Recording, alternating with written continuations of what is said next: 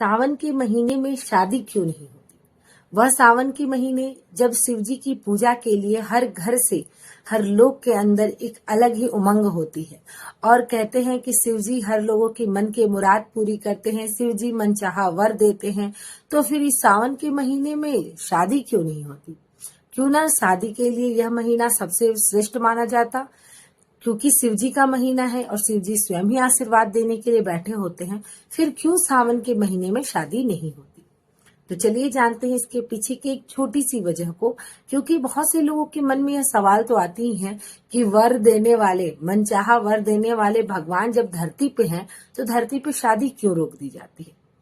इसलिए रोक दी जाती है क्योंकि हर लोगों की कामना होती है कि उनकी शादी में हर भगवान का आशीर्वाद प्राप्त हो। ब्रह्मा विष्णु महेश सब उनकी शादी में आए और उन्हें आशीर्वाद दें। लेकिन यह सावन का महीना चतुर्मास महीने में आता है। चतुर्मास एक ऐसा महीना होता है जब भगवान विष्णु अपने निद्रा लोक में होते हैं, वह सो रहे होते हैं। इसलिए इस महीना में शादी नहीं की जाती है। चतुर्मास का महीना आषाढ़ के समय से शुरू हो जाता है। आषाढ़, सावन, भादो जिसे भाद्रपद कहते हैं, भाद्रपद और आश्विन, यह 4 महीना जिसे चतुर्मास कहे जाते हैं। इस 4 महीने में भगवान विष्णु निद्रा लोक में चले जाते हैं और अगर इस महीने में किसी तरह का शुभ कार्य होता है तो उसमें भगवान विष्णु का शामिल ना होना माना गया है, उनकी आशीर्वाद प्राप्ति नहीं हो सकती है। और यही कारण है कि लोग इस 4 महीने को कोई भी शुभ कार्य के लिए उत्तम नहीं मानते हैं। इस चतुर्मास का शुरुआत कब होता है? तो इस चतुर्मास का शुरुआत आषाढ़ शुक्ल पक्ष के एकादशी दिन से शुरू होता है, जिसे हम लोग देवशयनी एकादशी के नाम से जानते हैं। देवशयनी एकादशी के दिन भगवान विष्णु निद्रा लोक में चले जाते हैं और घोर नींद में सो रहे होते हैं। इस वक्त जगाने से भी वही नहीं जागते, बाजे गाजे की आवाज से भी नहीं जागने वाले।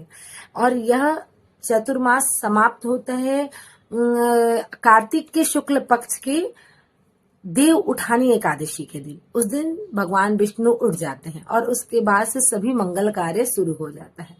तो इस चतुर्मास के 4 महीने जो हैं उसमें कोई शुभ कार्य इसीलिए नहीं होती। शिवजी तो हैं, लेकिन हर लोग की चाहत यही होती है कि उनकी शादी में ब्रह्मा विष्णु महेश तीनों शामिल हो और तीनों की आशीर्वाद से ही वह अपने जीवन के आगे की सीढ़ी को चढ़ना शुरू करे। ये बहुत ही बड़ा कारण है कि इस चतुर्मास में किसी तरह का मांगलिक कार्य नहीं होता है। यहाँ तक छेका, सगाई जिसे कहते हैं, इन सभी चीज का भी कोई कहीं से कुछ नहीं करते। घर के गृह प्रवेश, मुंडन, इस तरह कोई कार्य नहीं होता। सारे कार्य देव उठानी एकादशी के बाद से वापस शुरू हो जाती है और मांगलिक कार्यों की भीड़ लग जाती है। फिर तो बाजा गाजा की आवाज दिन भर आपको सुनने को मिलती है। तो जिन लोगों के मन में यह कंफ्यूजन था कि सावन का महीना जो वर देने वाले देवता धरती पे होते हैं तो क्यों नहीं करते हैं लोग शादी, तो बस यही कारण है। इस सावन के महीने में आप शिव जी को प्रसन्न करें, शिव जी की कृपा रही तो सिर्फ 4 महीने के बाद आपकी लगन अवश्य लग जाएगी, आपको मनचाहा वर मिलेंगे। और शादीशुदा लोग इस समय अगर आप प्रसन्न करते हैं तो जल्दी ही आपके पति द्वारा हर वह चीज आपको प्राप्त होती है जो आपका मन में चल रहा होता है। तो शिव जी को प्रसन्न करने में अपना हमेशा सबसे अच्छा बेस्ट देते रहें आप लोग, और बहुत जल्दी आपकी हर मनोकामना भगवान शिव पूरी करेंगे।